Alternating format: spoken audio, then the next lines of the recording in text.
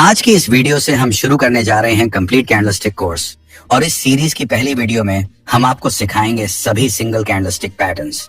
इस वीडियो को अंत तक जरूर देखना क्योंकि आज जो आप सीखने वाले हैं, अगर आपने इसे अच्छे से समझ लिया तो आपकी ट्रेडिंग देखने की सोच और तरीका ही बदल। आपको सबसे पहले यह समझना होगा कि मार्केट में कैंडलस्टिक अकेले कुछ नहीं करती जब तक आप उसे प्राइस एक्शन, सपोर्ट और रेजिस्टेंस, ट्रेंड लाइन, सप्लाई और डिमांड जोन के साथ कनेक्ट नहीं करते।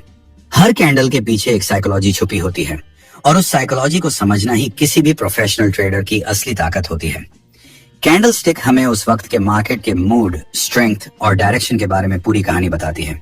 अगर आप कैंडल की लैंग्वेज को पढ़ना सीख गए तो आप मार्केट के अंदर छिपे हर मूव को पहले से पहचान सकते हैं। तो चलिए बिना वक्त गवाए शुरू करते हैं हमारा कंप्लीट कैंडलस्टिक कोर्स और जानते हैं हर उस कैंडल के बारे में जो आपकी ट्रेडिंग को एक नए लेवल पर ले जाएगी। कैंडलस्टिक पैटर्न्स को सही से समझने के लिए सबसे पहले यह जानना जरूरी है कि कैंडल बनती कैसे है। देखो दोस्तों, जनरली हम दो तरह की कैंडल्स देखते हैं। एक होती है ग्रीन कैंडल और दूसरी होती है रेड कैंडल। हर कैंडल दो मुख्य हिस्सों से मिलकर बनती है, विक और बॉडी। चलिए इन्हें एक एक करके समझते हैं। विक कैंडल के ऊपर और नीचे जो पतली रेखा बनी होती है उसे विक या शैडो कहा जाता है। अगर ये लाइन कैंडल के ऊपर की तरफ है तो इसे अपर विक कहा जाता है और अगर नीचे की तरफ है तो इसे लोअर विक कहा जाता है। यह विक हमें बताती है कि उस समय के दौरान प्राइस ने कितना ऊपर या नीचे तक मूव किया था, यानी हमें हाई और लो प्राइस की जानकारी विक से मिलती है। बात करते हैं कैंडल के दूसरे हिस्से की, यानी बॉडी की। जो हिस्सा कैंडल में मोटा या चौड़ा दिखाई देता है वही बॉडी कहलाता है। बॉडी ये दर्शाती है कि ओपनिंग प्राइस और क्लोजिंग प्राइस के बीच कितना अंतर था। अगर क्लोजिंग प्राइस ओपनिंग प्राइस से ज्यादा है तो कैंडल ग्रीन बनती है, जो ये दिखाता है कि बायर्स का कंट्रोल ज्यादा था, और अगर क्लोजिंग प्राइस ओपनिंग प्राइस से कम है तो कैंडल रेड बनती है, जो ये बताती है कि उस समय सेलर्स हावी थे। अब बात करते हैं बुलिश वर्सेस बेरिश कैंडल्स की। कैंडल्स आमतौर पर दो तरह की होती हैं, पहली बुलिश कैंडल और दूसरी बेरिश कैंडल। जब किसी कैंडल की क्लोजिंग उसकी ओपनिंग से ऊपर होती है तो वह कैंडल बुलिश कहलाती है। इसका मतलब होता है कि उस समय बायर्स ज्यादा स्ट्रांग थे और उन्होंने मार्केट को ऊपर की तरफ धकेला। वहीं जब कैंडल की क्लोजिंग उसकी ओपनिंग से नीचे होती है तो वह कैंडल बेरिश कहलाती है, यानी उस समय सेलर्स ज्यादा पावरफुल थे और मार्केट में डाउनसाइड कंटिन्यूएशन यानी गिरावट जारी रहने की संभावना होती है। अब इसे एक एग्जांपल से समझते हैं। मान लीजिए किसी स्टॉक का शुरुआती भाव 10 रुपए था। इंट्राडे में प्राइस नीचे गिरकर 5 रुपए तक गया, फिर वहां से जोरदार बाइंग आई और प्राइस 25 रुपए तक चला गया। सेशन के अंत में स्टॉक 20 रुपए पर क्लोज हुआ। तो इस पूरे डेटा से जो कैंडल बनेगी वह एक बुलिश कैंडल होगी, क्योंकि कैंडल ने 10 पर ओपन होकर 20 पर क्लोज किया है। इस कैंडल में लोअर विक दिखाएगी 5 से 10 तक का मूव, यानी बायर्स ने नीचे से प्राइस उठाया, और अपर विक दिखाएगी 20 से 25 तक का मूव, यानी प्राइस वहां तक गया लेकिन क्लोज नीचे हुआ। अब दोस्तों, कैंडलस्टिक पैटर्न्स को समझने से पहले यह जान लेना जरूरी है कि हर पैटर्न एक या एक से ज्यादा कैंडल्स से मिलकर बनता है। यानी कुछ पैटर्न्स सिंगल कैंडल से बनते हैं, कुछ 2 कैंडल्स से और कुछ 3 कैंडल्स मिलकर एक पूरा पैटर्न तैयार करते हैं। इसी आधार पर हम कैंडलस्टिक पैटर्न्स को 3 मुख्य कैटेगरीज में बांटते हैं। 1, सिंगल कैंडलस्टिक पैटर्न, यानी सिर्फ एक कैंडल से बनने वाले पैटर्न। 2, डबल कैंडलस्टिक पैटर्न, जहां 2 कैंडल मिलकर एक पैटर्न बनाती हैं। 3, ट्रिपल कैंडलस्टिक पैटर्न, जहां 3 कैंडल्स मिलकर एक पूरा सेटअप तैयार करती हैं। अब इस वीडियो में हम फोकस करेंगे सिर्फ सिंगल कैंडलस्टिक पैटर्न्स पर, क्योंकि ट्रेडिंग की दुनिया में इन्हें सबसे बेसिक लेकिन साथ ही सबसे पावरफुल पैटर्न्स माना जाता है। तो चलिए जानते हैं वो 7 most popular single candlestick patterns. 1, bullish marubozu, 2nd bearish marubozu, 3rd hammer, 4, hanging man, 5, inverted hammer, 6, shooting star, 7th doji family. अब आने वाले हिस्से में हम इन 7 पैटर्न्स को स्टेप बाय स्टेप डिटेल में डिकोड करेंगे। हर पैटर्न का मीनिंग, उसके पीछे की साइकोलॉजी, चार्ट पर उसका सेटअप और ट्रेडिंग में उसका रियल यूज, सब कुछ एकदम प्रैक्टिकल तरीके से समझेंगे। तो वीडियो को बीच में स्किप मत करना, क्योंकि हर पैटर्न पिछले वाले से जुड़ा हुआ है, और जब ये पूरी चेन समझ में आ जाएगी तो कैंडलस्टिक पैटर्न्स आपके लिए एकदम क्रिस्टल क्लियर हो जाएंगे। शुरू करते हैं हमारा पहला single candlestick pattern, bullish marubozu. दोस्तों, मारुबोजू कैंडलस्टिक पैटर्न एक सिंगल कैंडलस्टिक पैटर्न है। इसमें एक लंबी ग्रीन बुलिश कैंडल बनती है जिसकी ऊपर और नीचे की विक बहुत छोटी या लगभग ना के बराबर होती है। इसका मतलब यह हुआ कि कैंडल का ओपनिंग प्राइस उसके लो के बहुत करीब होता है और क्लोजिंग प्राइस उसके हाई के पास। यह कैंडल मार्केट में एक मजबूत संकेत देती है कि बायर्स का पूरा दबदबा है और मार्केट में बुलिश मोमेंटम जारी रहने की संभावना है। अब बात करते हैं कि अगर चार्ट पर मारुबोजू कैंडल दिखाई दे तो आपकी ट्रेडिंग स्ट्रेटेजी क्या होनी चाहिए।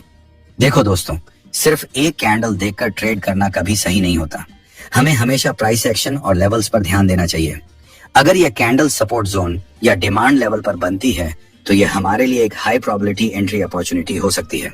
मारुबोजू कैंडल का बिना विक के बनना और सही लेवल पर बनना इसे एक हाई कॉन्फिडेंस बुलिश सिग्नल बना देता है। अब दोस्तों, इसे एक लाइव चार्ट एग्जांपल के साथ समझते हैं। यह चार्ट एक्सिस बैंक 1 घंटे का समय फ्रेम का है। आप देख सकते हैं कि प्राइस पहले नीचे की ओर गिर रहा था और एक डाउन ट्रेंड बना हुआ था, लेकिन फिर चार्ट में हमें एक लंबी हरी बुलिश मारुबोजू कैंडल दिखाई देती है। अब इसका मतलब क्या है? इस कैंडल का अर्थ है कि उस पूरे घंटे के दौरान बायर्स ने सेलर्स पर पूरा कंट्रोल बनाए रखा और मार्केट लगातार ऊपर की ओर बढ़ता गया। इस कैंडल में अपर और लोअर विक नहीं होती, जो इस बात का संकेत है कि बायर्स ने किसी भी स्तर पर सेलर्स को मौका नहीं दिया। मार्केट लगातार ऊपर जाता रहा। अब बात करते हैं ट्रेडिंग सेटअप की। कैंडल के क्लोज होने के बाद इसके हाई पर एक हॉरिजॉन्टल लाइन मार्क करें। अगर अगली कैंडल इस हाई को ब्रेक करती है तो आप बाय एंट्री ले सकते हैं। स्टॉप लॉस मारुबोजू कैंडल के लो पर रखें। पहला टारगेट नजदीकी रेजिस्टेंस जोन या रीसेंट स्विंग हाई हो सकता है। ध्यान रहे दोस्तों, हम यहाँ सिर्फ कैंडल देखकर एंट्री नहीं कर रहे हैं, हमें यहाँ प्राइस एक्शन भी सपोर्ट कर रहा है, क्योंकि डाउन ट्रेंड के बाद ये कैंडल बनी है जो एक स्ट्रॉन्ग रिवर्सल सिग्नल देती है। इसलिए जब भी आपको किसी डाउन ट्रेंड के अंत में एक साफ सुथरी बुलिश मारुबोजू कैंडल दिखे तो समझिए मार्केट में बायर्स की वापसी शुरू हो चुकी है। अब बात करते हैं बेरिश मारुबोजू पैटर्न की। ये कैंडल एक लंबी रेड बेरिश कैंडल होती है जिसमें या तो कोई विक नहीं होती या फिर बहुत ही छोटी विक दिखाई देती है।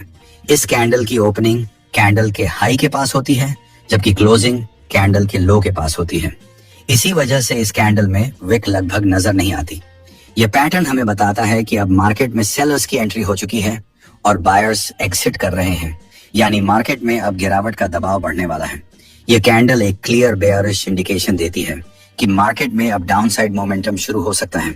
अगर यह कैंडल किसी महत्वपूर्ण रेसिस्टेंस लेवल पर बनती है तो यह हमारे लिए बेरिश ट्रेड सेटअप का बेहतरीन मौका होती है। बेरिश मारुबोजू कैंडल को मार्केट में सबसे स्ट्रॉन्ग बेरिश सिग्नल माना जाता है। ऐसी कैंडल दिखते ही हमें यह समझना चाहिए कि अब मार्केट में डाउनसाइड मूव देखने को मिल सकता है। अब देखते हैं इसे चार्ट एग्जांपल के साथ। इस चार्ट में आप देख सकते हैं कि हमने कैंडल के लो पर एक हॉरिजॉन्टल लाइन मार्क की है। अगर अगली कैंडल इस लो के नीचे जाती है तो हम यहाँ सेल एंट्री ले सकते हैं। स्टॉप लॉस उसी कैंडल के हाई पर रखा जाएगा और टारगेट नजदीकी सपोर्ट जोन पर रखा जा सकता है। लेकिन ध्यान रहे दोस्तों, सिर्फ एक कैंडल देखकर एंट्री लेना हमेशा गलत स्ट्रेटेजी होती है। अगर यह कैंडल किसी रेजिस्टेंस जोन पर नहीं बनी है तो ट्रेड को अवॉइड करना बेहतर रहेगा, क्योंकि मारुबोजू कैंडल मार्केट में कहीं भी बन सकती है, लेकिन जब यह किसी स्ट्रॉन्ग रेजिस्टेंस लेवल पर बनती है तब यह एक high probability bearish trade setup बन जाती है। अब बढ़ते हैं अगले पैटर्न की ओर, hammer candlestick pattern. Hammer candle की बॉडी बहुत छोटी होती है और इसकी अपर विक बहुत छोटी या बिल्कुल नहीं होती, जबकि लोअर विक बॉडी के मुकाबले 2 से 3 गुना बड़ी होती है। यह कैंडल तब बनती है जब मार्केट डाउन ट्रेंड में होता है और इसका बनना इस बात का संकेत होता है कि अब मार्केट में रिवर्सल यानी अप ट्रेंड शुरू हो सकता है। इसलिए इस कैंडल को हम एक बुलिश रिवर्सल कैंडलस्टिक पैटर्न मानते हैं, क्योंकि यह कैंडल अक्सर चार्ट के बॉटम पर बनती है, जहां से प्राइस के ऊपर जाने की संभावना काफी ज्यादा होती है। अब समझते हैं इसकी साइकोलॉजी। जब मार्केट खुलता है तो कैंडल का ओपनिंग प्राइस ऊपर होता है, लेकिन बेरिश सेंटिमेंट और सेलर्स की ताकत के कारण प्राइस नीचे की ओर चला जाता है। लेकिन उसी कैंडल के दौरान बायर्स बड़ी मात्रा में एंट्री करते हैं और प्राइस को वापस ऊपर खींच लाते हैं। इस वजह से कैंडल की क्लोजिंग उसकी ओपनिंग के पास या थोड़ी ऊपर होती है। यह कैंडल बताती है कि सेलर्स और बायर्स की लड़ाई में सेलर्स हार चुके हैं और बायर्स ने मार्केट पर कंट्रोल बना लिया है। कैंडल की क्लोजिंग अगर हाई के पास है तो इसे बुलिश कैंडल माना जाएगा, भले ही उसका रंग रेड हो या ग्रीन, ये ज्यादा मायने नहीं रखता। हालांकि अगर हम ग्रीन हैमर और रेड हैमर की तुलना करें तो ग्रीन हैमर कैंडल थोड़ी ज्यादा स्ट्रांग मानी जाती है, लेकिन असली ताकत कैंडल के लोअर विक में होती है। लोअर विक जितनी लंबी होगी वह कैंडल उतनी ही स्ट्रांग मानी जाएगी। अब इसे चार्ट एग्जांपल से समझते हैं। आप देख सकते हैं कि यह कैंडल एक सपोर्ट जोन पर बनी है, यानी बायर्स ने नीचे से प्राइस को उठाया है। सपोर्ट जोन के पास हैमर कैंडल का बनना एक स्ट्रॉन्ग रिवर्सल का संकेत देता है। अब स्ट्रेटेजी, कैंडल के ऊपर एक हॉरिजॉन्टल लाइन खींचिए। जब अगली कैंडल इस लेवल के ऊपर क्लोज होती है, वहीं से हम बाय एंट्री ले सकते हैं। स्टॉप लॉस हैमर कैंडल के थोड़ा नीचे रहेगा और टारगेट नजदीकी रेजिस्टेंस जोन के पास रखा जा सकता है।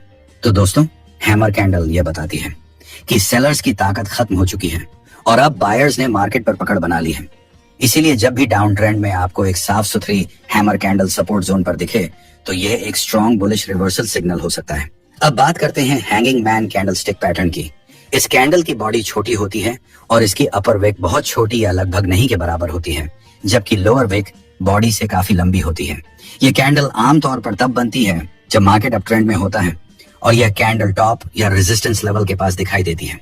जब यह कैंडल बनती है तो यह संकेत देती है कि प्राइस अब इस लेवल से नीचे की ओर जा सकता है, यानी बायर्स की ताकत अब कमजोर पड़ रही है और सेलर्स धीरे धीरे कंट्रोल लेने की कोशिश कर रहे हैं। इस कैंडल का कलर ज्यादा मायने नहीं रखता। मुख्य बात यह है कि इसकी लोअर विक जितनी लंबी होगी, कैंडल उतनी ही स्ट्रॉन्ग बेरिश इंडिकेशन देगी। अगर यह कैंडल किसी महत्वपूर्ण रेजिस्टेंस जोन पर बनती है, तो यह हमारे लिए सेल साइड में एक बेहतरीन ट्रेडिंग अपॉर्चुनिटी हो सकती है। ट्रेडिंग सेटअप, सबसे पहले कैंडल के लो पर एक हॉरिजॉन्टल लाइन मार्क करें। अगर अगली कैंडल इस लाइन को ब्रेक करती है, तब हम सेल एंट्री ले सकते हैं। Stop loss hanging man candle के थोड़ा ऊपर रहेगा। टारगेट नजदीकी सपोर्ट जोन पर रखा जा सकता है। ये एक सिंपल और इफेक्टिव सेटअप है, लेकिन याद रखें, सिर्फ कैंडल देखकर एंट्री नहीं लेनी है। हमेशा प्राइस एक्शन और रेजिस्टेंस लेवल कंफर्मेशन जरूर देखें। अब बढ़ते हैं अगले पैटर्न की ओर, इन्वर्टेड हैमर कैंडलस्टिक पैटर्न। यह पैटर्न आमतौर पर डाउन ट्रेंड के बॉटम पर बनता है और इसका बनना यह संकेत देता है कि अब मार्केट यहां से रिवर्स होकर ऊपर जा सकता है। इस कैंडल की बॉडी छोटी होती है, लेकिन इसकी अपर विक काफी लंबी होती है।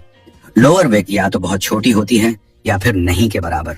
अगर यह कैंडल किसी स्ट्रॉन्ग सपोर्ट जोन पर बन रही है, तो यह हमारे लिए एक बुलिश रिवर्सल सिग्नल होता है। ट्रेडिंग स्ट्रेटजी, सबसे पहले कैंडल के हाई के ऊपर एक हॉरिजॉन्टल लाइन मार्क करें। जब अगली कैंडल इस लेवल को ब्रेक करती है, तब हम बाय एंट्री ले सकते हैं। Stop loss inverted hammer candle के लो पर रहेगा और टारगेट नजदीकी रेजिस्टेंस लेवल तक रखा जा सकता है।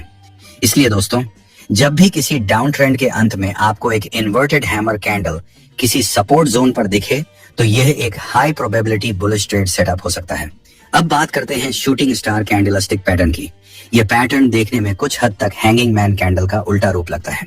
यह एक बेरिश रिवर्सल पैटर्न है, जो यह संकेत देता है कि मार्केट अब ऊपर से नीचे की ओर मुड़ सकता है। आमतौर पर यह कैंडल तब बनती है जब प्राइस अप ट्रेंड में चल रही होती है और शूटिंग स्टार कैंडल के बनने के बाद प्राइस में गिरावट देखने को मिलती है। इस कैंडल की बॉडी बहुत छोटी होती है, जबकि इसकी अपर विक बॉडी की तुलना में 2 गुना या उससे भी ज्यादा लंबी होती है। लोअर विक नहीं होती या फिर बहुत ही छोटी होती है। इस पैटर्न की मुख्य बात यह है कि अपर विक जितनी लंबी होगी, ये कैंडल उतना ही स्ट्रॉन्ग बेरिश सिग्नल मानी जाएगी। इस कैंडल का कलर इतना महत्वपूर्ण नहीं होता। असल महत्व होता है कि विक कितनी लंबी है और कैंडल कहां बन रही है। जब शूटिंग स्टार कैंडल बने, तो सबसे पहले उसके लो पर एक हॉरिजॉन्टल लाइन मार्क करें। अगर अगली कैंडल इस लो को ब्रेक करती है, तब हम शॉर्ट पोजीशन ले सकते हैं। Stop loss shooting star candle के हाई के थोड़ा ऊपर रखना चाहिए। फर्स्ट टारगेट नजदीकी सपोर्ट लेवल पर रहेगा। उसके बाद अगर प्राइस नीचे की तरफ मोमेंटम बनाए रखती है, तो आप अपने ट्रेड को ट्रेल करके मैनेज कर सकते हैं, ताकि मैक्सिमम प्रॉफिट कैप्चर किया जा सके।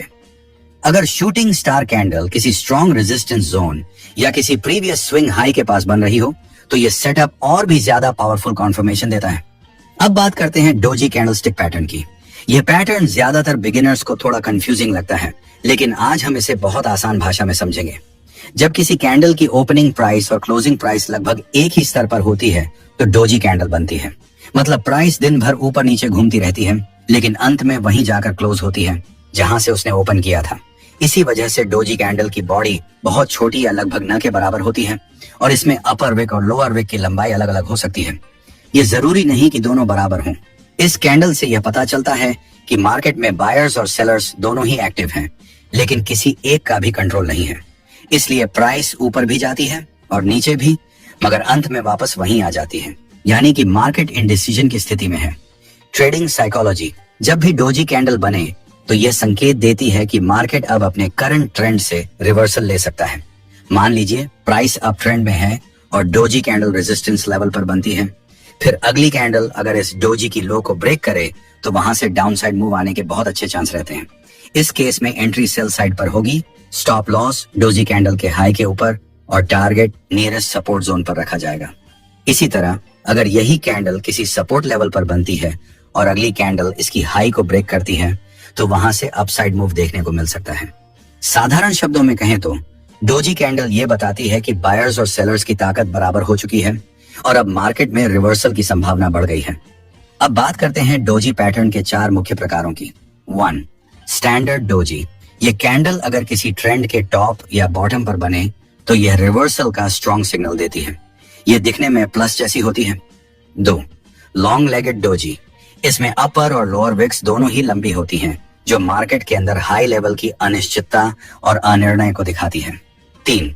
Dragon fly doji.